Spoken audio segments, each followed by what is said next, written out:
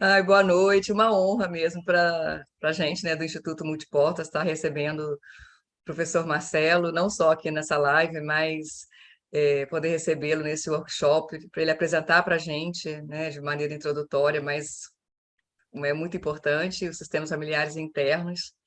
Então, eu estou muito animada também, junto com a Cláudia, para a gente conhecer, né, essa metodologia que é tão inovadora, enfim, que a gente está tão curiosa também, professor, para conhecer, né, e aplicar não só na nossa vida, mas também na nossa prática, né? Cláudia como advogada e terapeuta, e eu também como psicóloga.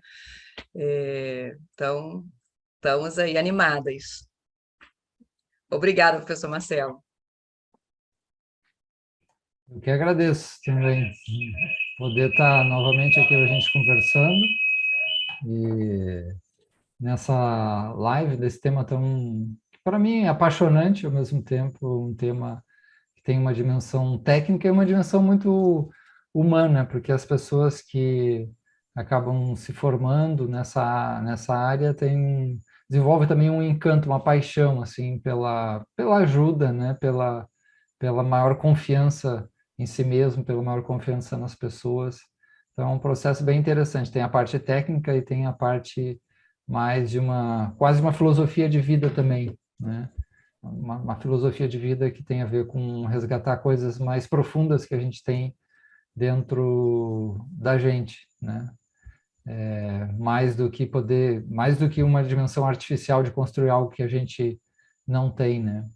Aí eu estou aqui disponível assim para vocês, questões que vocês tragam, né? A gente fez aquela primeira live, né? E foi bem interessante, mais introdutória dos sistemas internos e, e que, como a palavra diz, né? É um conjunto de palavras. Ela tem um aspecto terapia, a primeira palavra, né? Terapia dos sistemas familiares internos. Então, terapia aqui eu vou inicialmente conceber como no sentido até mais grego de presença, né? De aquele que acompanha, aquele que se presentifica realmente, está presente totalmente para alguém nesse aspecto e também como nessa concepção todo o processo terapêutico ele envolve uma autoterapia, né?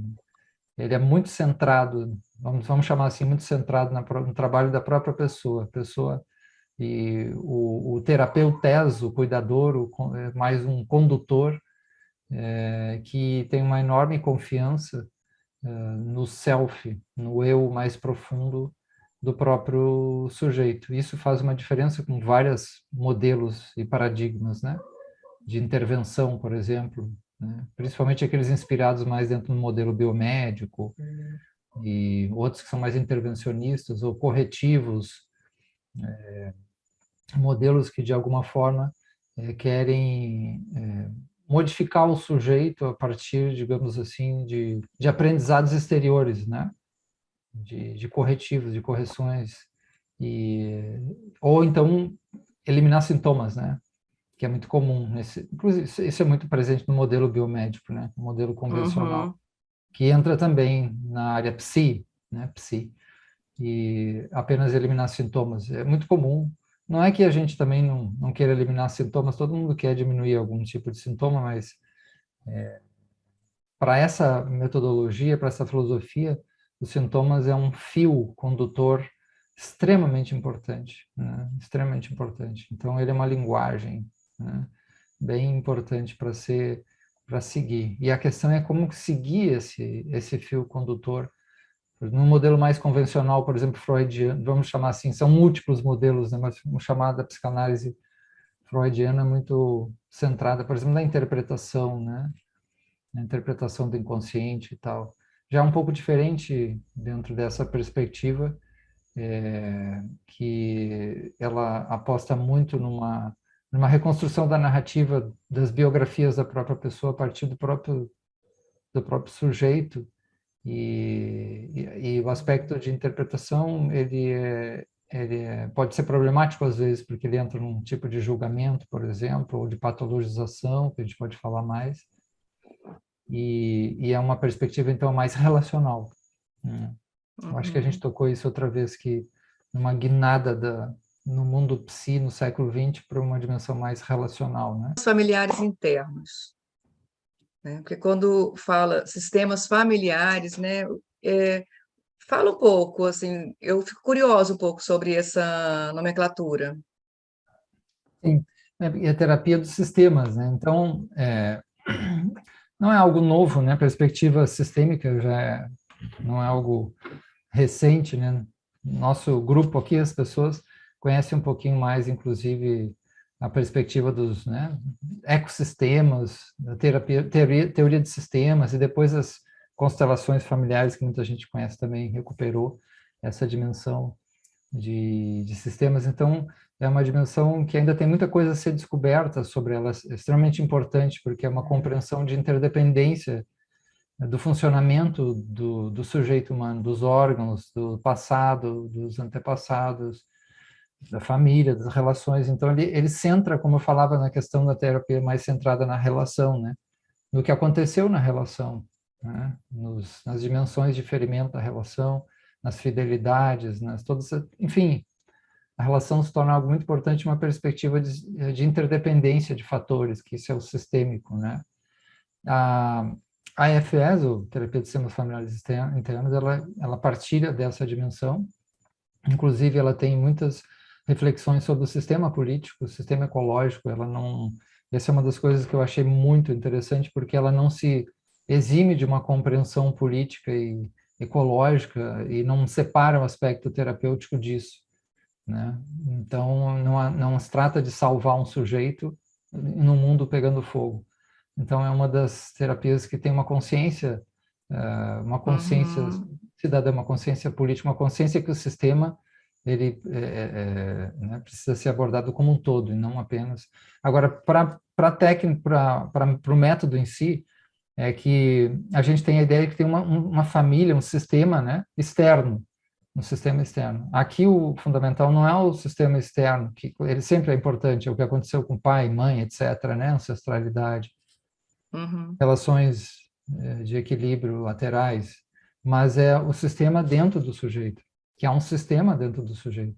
Porque como ele não partilha da visão da monomente, ou uma visão, né, monolítica da personalidade humana, né? Ela tem uma concepção múltipla, como se fossem configurações, ou arquétipos, ou enfim, a gente pode usar várias palavras, mas a gente não funciona de uma forma unitária. A gente não é o mesmo, nem no tempo, nem ao mesmo período que a gente está vivendo. A gente pode mudar muito rapidamente de um minuto para o outro. Então, o sistema que se torna mais fundamental e mais próximo é esse sistema, como eu me vejo, como eu funciono, os momentos que me determinam, porque é ele que vai, sente, pensa, tem sensações, sentimentos, pensamentos, ações, desejos. E a gente não deseja igual, a gente não sente sempre basicamente as mesmas coisas. Então, certo. Então, a gente falou de um pouquinho da palavra terapia, né, para ampliar essa perspectiva, e falou um pouco da visão do sistema. Então, o sistema fundamental é o sistema interno nosso, como que a gente se relaciona, essas partes, elas operam dentro da gente, até que ponto elas conseguem se conectar com o ponto fundamental, central, que é o self, né? Então, no meio, é como se você tivesse uma orquestra. Então, essa orquestra ela tem um maestro, né? Quando a gente está numa dimensão mais agressiva, de muito sofrimento, de descrença, de todas aquelas negatividades ou de problemas psicológicos, isso para sistemas internos significa que o nosso self não está mais na liderança. Ele não está como centro de gravidade da nossa personalidade. A gente não confia mais, a gente pode ter deslocado. Uma das formas mais clássicas disso acontecer se chama trauma, porque numa situação traumática a gente não vai confiar mais na nossa espontaneidade natural. A gente vai ter que confiar em protetores. Então são as formas de personalidade chamadas protetores, né? Protetivas, né? E aí elas vão ter que assumir a vida da pessoa. Aí você vê uma pessoa um pouco, né, mais racionalista, mais com vários padrões. A gente tem uma lista grande de padrões que a pessoa pode assumir que não é o mais original dela. E a pessoa sabe disso no fundo, porque mas ela pode ter se condicionado a funcionar de uma forma que não é a forma mais espontânea, mais autêntica, mais viva. E a gente vai saber isso através das sensações, dos sentimentos e dos pensamentos dessa pessoa, que vão ser pensamentos, sentimentos e sensações e comportamentos que não são os mais que a gente tem uma série de itens para ver isso, né? Mais leves, calmos, conscientes, lúcidos, que aceitam melhor a si mesmo, a realidade, que podem lidar melhor com as emoções, uma série de crivos que a gente sabe que essa pessoa está afastada do seu eu mais profundo, né? Então, esse ponto, inclusive, não é algo né, totalmente novo. O formato metodológico, sim, é brilhante nesse aspecto, porque poder criar um modo metodológico para trabalhar de uma forma suave, inclusive na internalidade dessa família do sujeito, isso foi um grande mérito, né? E poder resgatar essa concepção de que nós nascemos todos como self, e nós nascemos e todas essas partes, todas as nossas personas, né, e personalidade, elas surgiram dentro de um contexto de funcionalidade, né? Elas tinham uma utilidade, só que elas às vezes ficam congeladas, né, no tempo, e as pessoas ficam, e elas não amadurecem mais, né? Vou usar uma linguagem que as pessoas entendam também. Essa é uma pessoa que não está infantilizada, está parentalizada, não amadureceu, não consegue, a gente talvez perceba que uma parte da pessoa que foi predominante talvez muitos anos atrás, e isso é incrível. É incrível, eu digo, porque a gente encontra muitas pessoas que as partes dominantes delas não são adultas. Elas não são. Eles são jovens, são adolescentes, né? Adolescentes, inclusive nossos políticos, né? A gente vê alguns são adolescentes e fazem certas loucuras, óbvio que não é um adulto aquilo ali, né? E eu acho muito interessante, porque quando os governantes eles não estão no self, o que vai acontecer com, né, com seus governados, digamos assim? Isso Franz Rupert também fala muito isso, né? Eu acho muito interessante, né? Uma sociedade traumatizada, se nós temos o governante traumatizado e traumatizador, o que vai ser dessa população? Muito grave a situação. Eu poderia traçar as semelhanças e diferenças também por exemplo, com a metodologia de Franz Rupert, que tem muitas coisas parecidas, mas a sistemas familiares internos veio antes do pensamento de Franz Rupert, né? Então, a ideia de sistema interno é a compreensão dessa orquestra e um trabalho, né, contínuo de a gente resgatar aquilo que a gente para o que a gente nasceu já e as nossas potencialidades e ver por que se colocou tantos obstáculos e emoções e que tem um nome específico que se chama fardos, né, burdens, fardos, pesos que a gente carrega. Então, esses pesos, eles são pesos que têm intensidade emocional, uma intensidade de crenças, né? E, diferentemente de outras terapias, de outras metodologias que querem extirpar o mal dentro da pessoa, querem corrigir, né? Essa metodologia ela tem uma gentileza abismal em relação aos nossos fardos, em relação àquilo que a gente carrega, né? Porque só a pessoa sabe por que ela carrega e como aquilo faz sentido e por que aquela parte dela está precisando funcionar dessa forma, né? Professor Tem uma- Marcelo, então, já que está falando da questão da metodologia, eu acho importante também, assim, o senhor vem dizendo, né, inclusive um depoimento muito lindo do senhor lá nas nossas redes, falando justamente isso. O senhor que conhece muitas abordagens terapêuticas, né? O senhor se refere, então, aos sistemas familiares internos como um método de compreensão e transformação emocional, relacional e sistêmico, né, um dos mais poderosos dos últimos tempos, né? O que faz, né, a diferença, assim, na questão metodológica, o que é, né, é, dentro da sua visão, diferente das outras abordagens que o senhor conhece? Um aspecto é esse de uma confiança assim imensa nas potências do sujeito, né? Só aí a gente elimina um monte de prática que quer corrigir as pessoas, que quer salvar, que quer já elimina assim um caminhão, né? A confiança imensa que por trás daquele comportamento, por mais louco, estranho que seja, aquele estratégia, aquelas emoções, há uma potência de vida que a gente tenta ter um descritor disso com eu mais profundo, né? Eu com letra maiúscula, seria o self, né? Com S Uhum. maiúsculo, né? Então, esse ponto, claro, que aí a gente tem encontrado algumas outras centradas em compaixão e algumas que têm tratado questões dessa ordem também, autores que estão trabalhando trauma, que também acabam, né, apostando muito no aspecto saudável, das partes saudáveis do sujeito, né, mas nessa metodologia isso é extremamente importante. Outro ponto, se a gente vai falar em si de um processo mais terapêutico de duas pessoas, o trabalho ele tem uma dimensão sistêmica entre esses dois. Significa que se conforme aquilo que a pessoa tá, né, a pessoa que eu estou trabalhando, ela fizer ou me provocar, e se eu sair do meu self, então o trabalho ele não chega a um bom termo porque depende do operador, depende do cuidador. É um trabalho que tem uma conexão sistêmica entre aquele que está, o terapeuta, né, o cuidador e a pessoa, né. Outro ponto é que o trabalho é feito muito pelo próprio sujeito, né, muito, alto grau de empoderamento dessa pessoa, e ela descobre o quanto ela pode trabalhar com a mente dela. Então, por exemplo, esse trabalho é quase uma autoterapia, né? Uhum. Self-terapia, ela é quase uma autoterapia. Ela nunca não vai ser autoterapia, sempre é autoterapia, né? Aí, claro, a questão de ter pessoas acompanhando isso é importante, mas o foco é a autoterapia.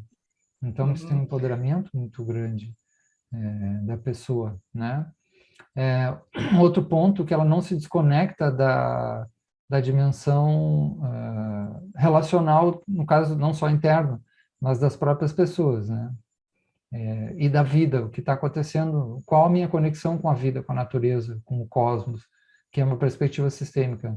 Porque digo, eu salvo a mim mesmo e o Brasil, o mundo que se dane, né, se acabe. E aí eu posso ter ideias mirabolantes, fundamentalistas, né?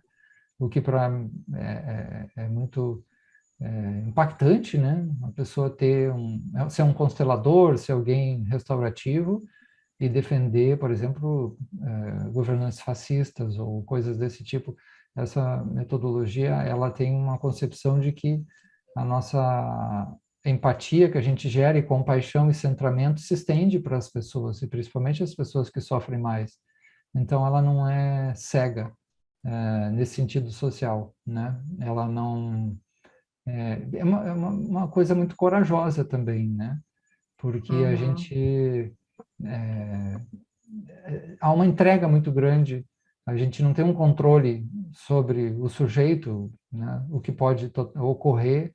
E quando não ocorre, por exemplo, você faz um trabalho com alguém, pode durar uma hora, e pode ser que ele não chegue ao aspecto fundamental de, por exemplo, alguns pontos de dissolução e cura dessas partes feridas, traumatizadas, isoladas. Então, a gente, mesmo assim, tem todo um acolhimento dentro desse aspecto, né? Uma confiança também de que aquilo é mais adequado. Por exemplo, se uma pessoa... porque eu digo isso porque eu também, por exemplo, eu fiz a minha formação maior na área da terapia corporal neo-haitiana, né? Então, em alguns momentos, essa tipo de prática terapêutica, ela era de arrebentar couraças, por exemplo, né? Então, aqui é o oposto. Quando se apresenta uma couraça de defesa, digo, a pessoa não quer, que na psicanálise se chamaria resistência, a gente não vai querer quebrar a resistência, porque a resistência é uma Uhum. sabedoria, entende? A resistência é a sabedoria. Porque quem comanda é a resistência. Porque a resistência é o protetor, né? Nós estamos funcionando quase sempre com a linha de frente, que é um ego, vamos chamar assim, na tradição espiritual, o ego, que não é o eu, né? Então, esse ego, ele que manda. Ele pode matar você, ele pode... Então, na verdade, há um trabalho enorme de negociação. Eu posso me opor, Uhum, né? Posso tentar combatê-lo. Aí eu tenho uma polarização, que é um tema... Esse é outro ponto. Para mim, uma das metodologias que melhor compreendeu a polarização é a AFS. Melhor compreendeu, porque a polarização ela é interna. Não há, eu uhum, não conseguiria me polarizar com uma outra pessoa, assim, no nível de dor, de agressão. Polarizar, não estou dizendo uhum, eu faço oposição, mas tá, me polarizar com a pessoa, isso tem a ver porque eu estou polarizado.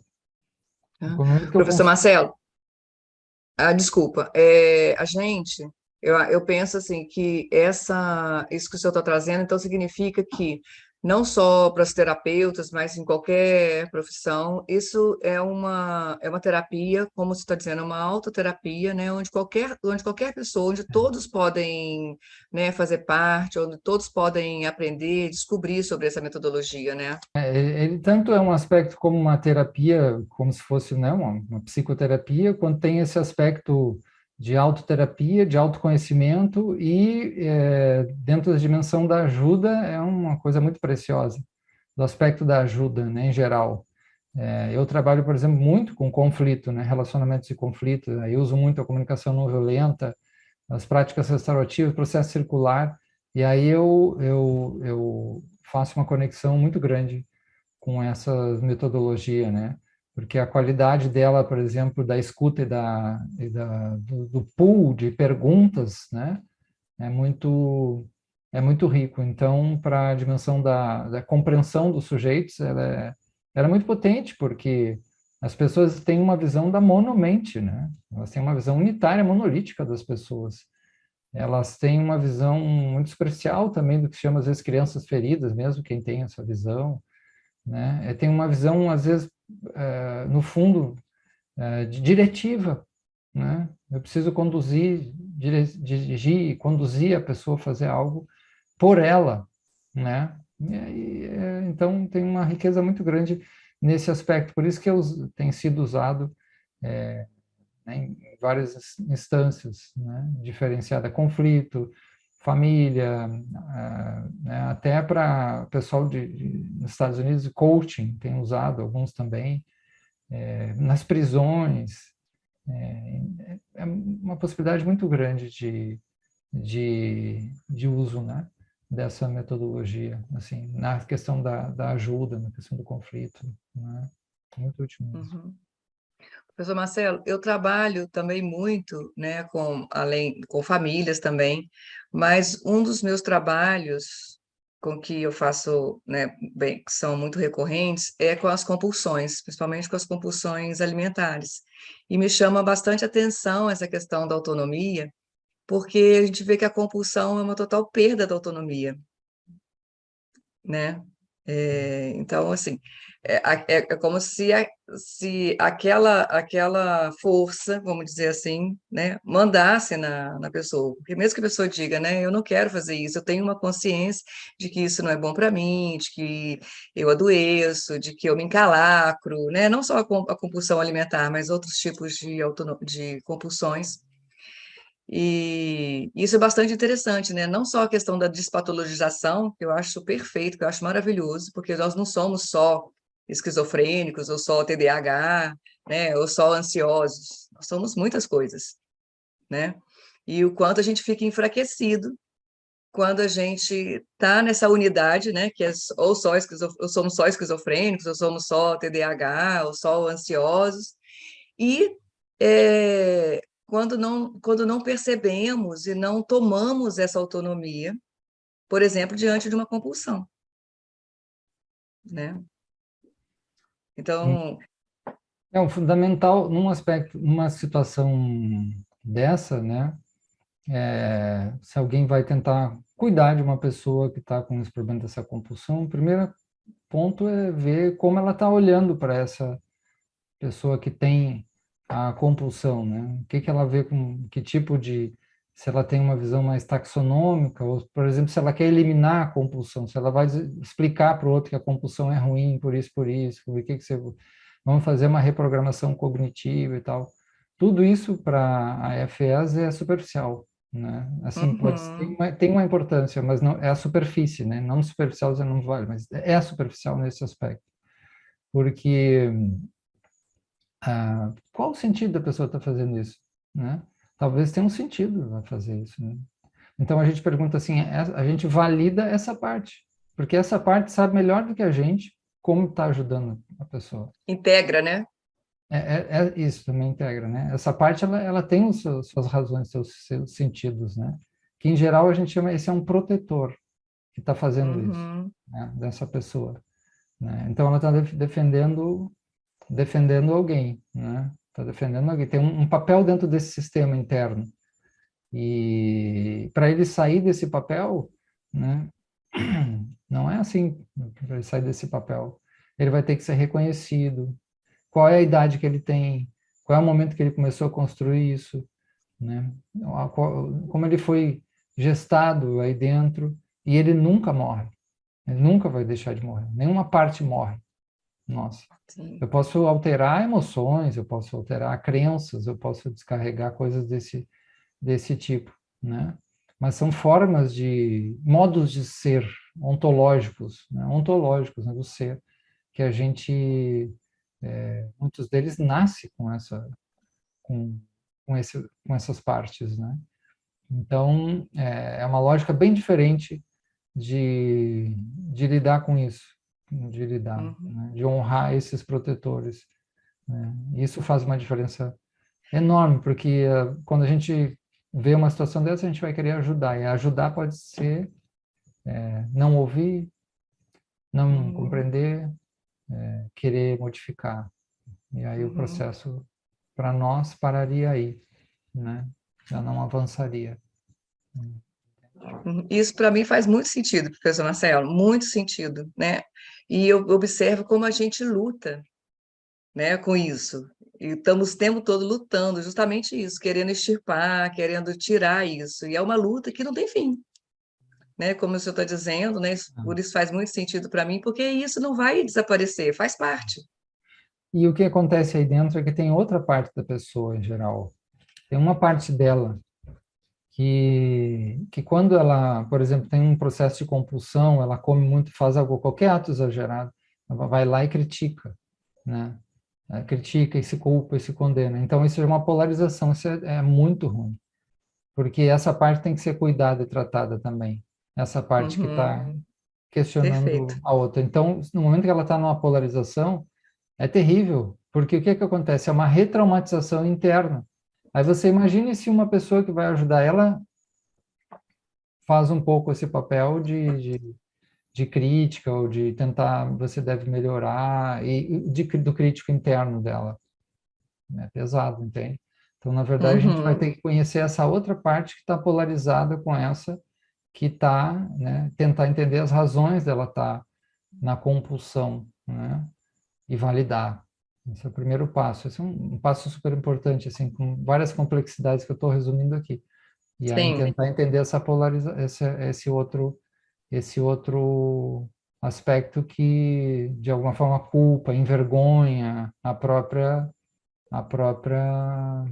pessoa, né? E aí como você vai reestruturar esse sistema interno da pessoa para que todas essas partes floresçam nos seus melhores aspectos que estão abandonados, né? Elas tiveram que assumir papéis extremos, a gente chama assim.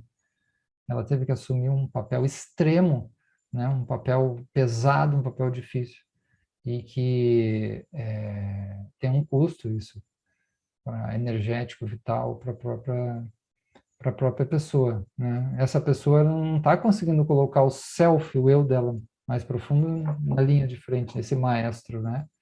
E o que que aconteceu na vida dela? Então a gente vai ter que ver essa biografia, algo dessa biografia que desencadeou isso, né? Isso tem a ver com as histórias de vínculo e histórias de trauma, né? Em geral. Aqui, Uhum. as teorias de trauma, elas são muito conectadas com os sistemas internos, né? Hoje, vários métodos estão reconhecendo essa importância crucial, né? Eu entendo, por exemplo, o que está acontecendo no Brasil, né? Essa cegueira, né, de um governo desse tipo a partir de uma dimensão de trauma, né? E isso está acontecendo no mundo também, de alguma forma. A gente está num mundo Uhum. muito traumatizado. Então, Sim. vai gerar protetores agressivos, protetores congelados, imaginários de amor cego. Então, quando a gente vê assim, diz, a pessoa está louca, né? Como é que ela pode defender uma coisa fundamentalista, fascista, isso, aquilo? Mas são os protetores dela. Então, entender essa pessoa, a gente aplica isso no país, aplica isso numa família, aplica isso numa pessoa, né? E a estrutura é basicamente a mesma, né? Uhum. Maravilhoso. Professor Marcelo, o workshop que a gente, né, o senhor vai dirigir para a gente esse final de semana é uma introdução aos sistemas familiares internos, né? Qual é a proposta, né, desse workshop, além dessa parte teórica, né, dessa introdução, né? Que a gente pode esperar, né, desse workshop? A introdução, ela tem a maior parte é mais do conhecimento da teoria mesmo, da teoria, né? Mas a gente, essa teoria, ela tem que ter uma conexão com algumas práticas, né? Tem algumas práticas. A teoria não é só a teoria, a teoria que é uma teoria que tem uma dimensão presencial que envolve autoconhecimento. Então a gente é um pouco diferente do ensino. A gente faz práticas que tem a ver de visualização, porque essa metodologia trabalha muito com visualização, tá?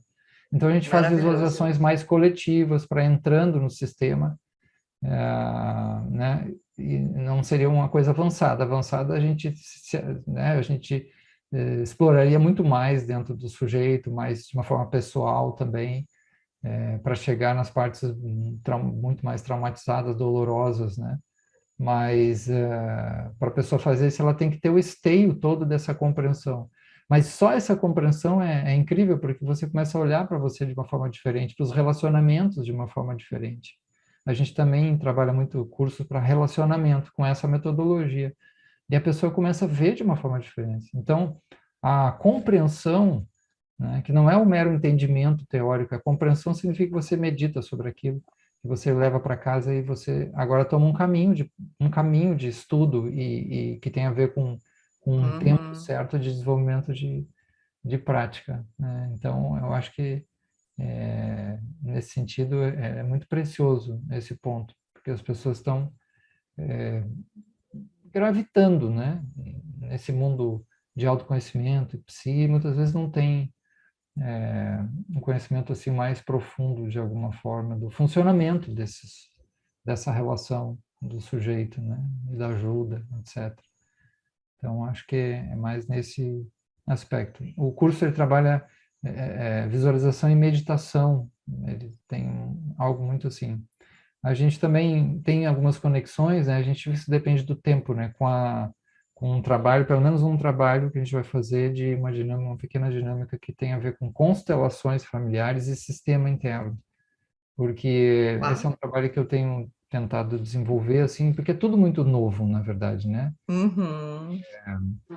E que eu acho que pode potencializar o trabalho dos sistemas internos e também potencializar quem faz constelações familiares, né? Com certeza, né? Teria toda uma discussão aí, por exemplo, também a IFS, os sistemas internos, na minha concepção, o risco dela, o risco de dano emocional, vamos chamar assim, o efeito colateral, a possibilidade, na minha concepção, ela é muito menor do que com uma constelação familiar, né? Menor, mas ela é menor do que com uma constelação familiar. Eu acho que isso é interessante também. Claro, você fazer um exercício sistêmico é uma coisa diferente, mas é importante a gente saber que qualquer trabalho de autoconhecimento, trabalho terapêutico, qualquer coisa, a gente tem que estar preparado, né?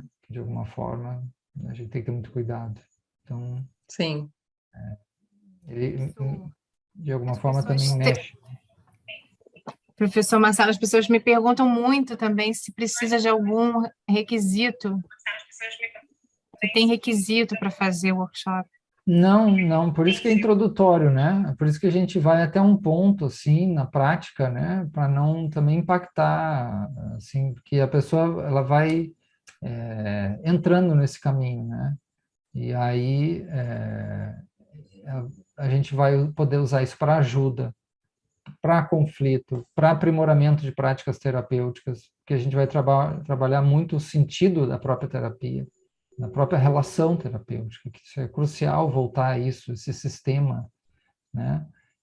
Com aspecto de autoconhecimento. Então, a, a, ele é mais aberto nesse sentido, né?